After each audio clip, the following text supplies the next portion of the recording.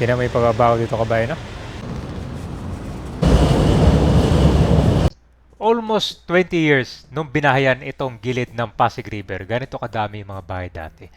Na sa dami, umabot na ng second floor yan. Tila lang, may natirang puno pa dyan. Nagsisimula sa paggawa ng Pasig River Esplanade. Hindi mo to siya makikita kung maglalakad ka lang. Pero pag nadaan ka ng ferry boat, makikita mo na ganito kadami pala. Kasi para siyang nakatago, no? Kakaiba din itong mga barong-barong na nakatayo.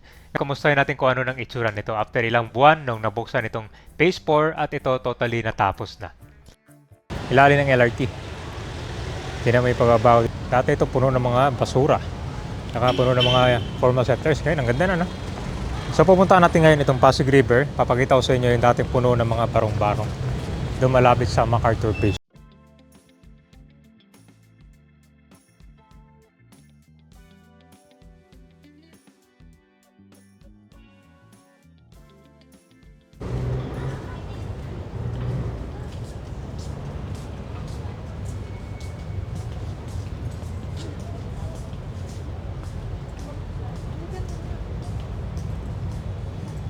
Ito guys, punta kayo ng summer dito.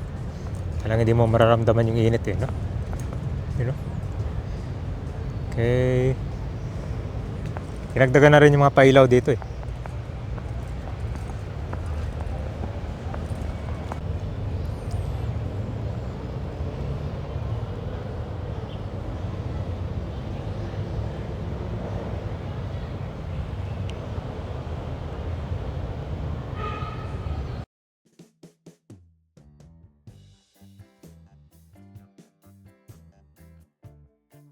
Para siyang hagdan eh.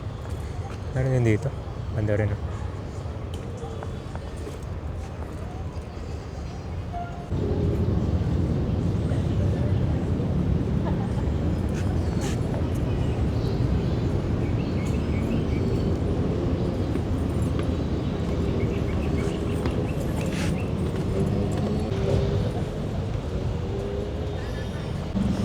Ay, so nandito na tayo sa Arroceras Park ata. Ito na yung Phase 4. So itong nakikita nyong pula, yan po yung sa bike lane, sa mga magja-jogging. Dito naman yung area kung saan kayo maglalakad na. Yan, ito naman yung Quezon Bridge. Ganda na rin yung tulay na yan, bagong pintura. Tsaka kita mo yung, kung dyan yun, no? Parang kwarto. Dati puno ng mga echas. Ganon din dito sa kabila, yan. Hindi makita. Pero ngayon good news sa mga dadaan dyan, lagi nang nililinis ng Manila yan. Kapag dadaan ka ng umaga, wala na mga kanya. Mga echas, yung mga panghe.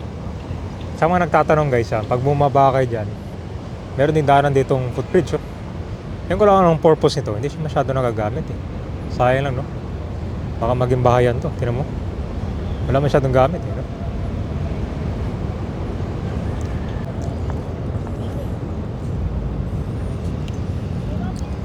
Kung matutuloy ito kabayan, abutin sana hanggang kwantong Ayala Bridge, kita mo, no? Meron ng esplanade dyan eh. Pero madalas wala masyadong mga tao na nakakapasyal dyan. Sayang lang siya, no?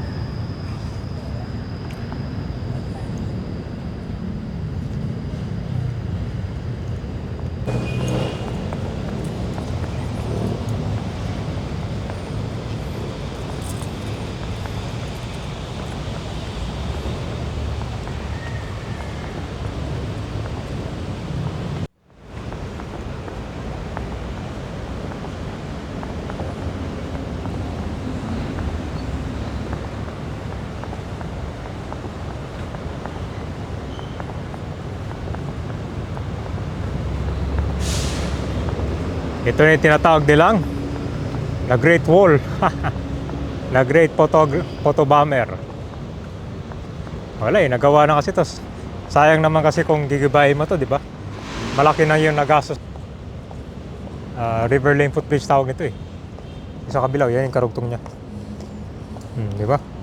Sayang lang yung pera dyan. Yung matuloy-tuloy, no? Naging gano'n kasi to. Naging controversial. Ang purpose lang naman kasi nitong footbridge niya para sa mga tao na galing dito sa may ferry station, papunta dyan sa Quinta Market ng Quiapo. Ngayon kasi mga tao, dito sila maglalakad dyan. Kita mo yan? Sa Quezon Bridge, medyo malayo. Pero ito, malaking tulong sana. Dagdag din para sa mga turista pag galing Quiapo, pupunta ng Arroceras Park or Pasig River, mas mabilis to. Wala eh.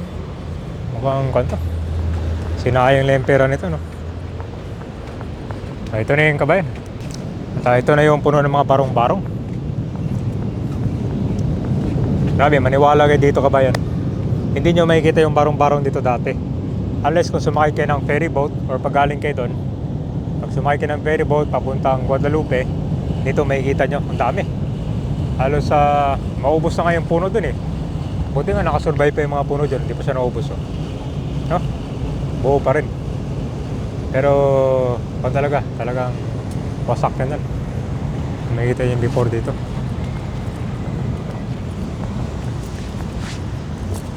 Ganda, ano kayong pwede gawin dito no?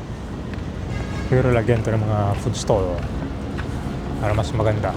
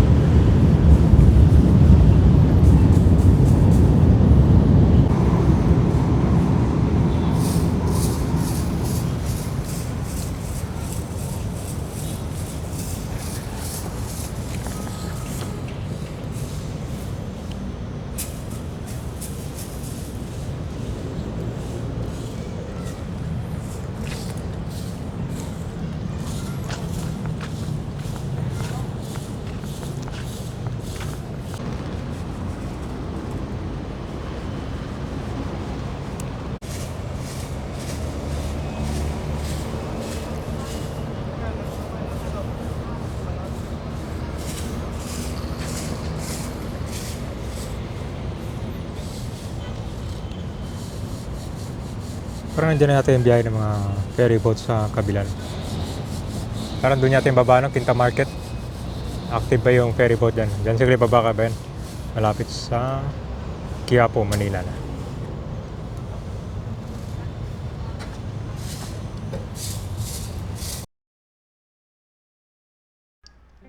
Ang laki ng pinabago, di ba? Ito yung puno ng mga barong-barong. So itong ginawa nila, ito yung kasama sa Phase 4 ng Pasig River Esplanade na may 530 meters. Nagmula ito sa likod ng Manila Central Post Office at hanggang parating dito sa Arroceros Park. So itong Phase 1 hanggang Phase 4 ay maaari ka na maglakad gamit itong bike or mag-jogging. So konektado na kasi Arroceros Park hanggang sa Fort Santiago, Intramuros, Manila. So ang maganda dito sa feature ng Pasig River ay meron itong bike lane at walkway. Meron siyang malawak na daanan para sa mga gustong mag-jogging o magbisikleta dito sa gilid ng Pasig River.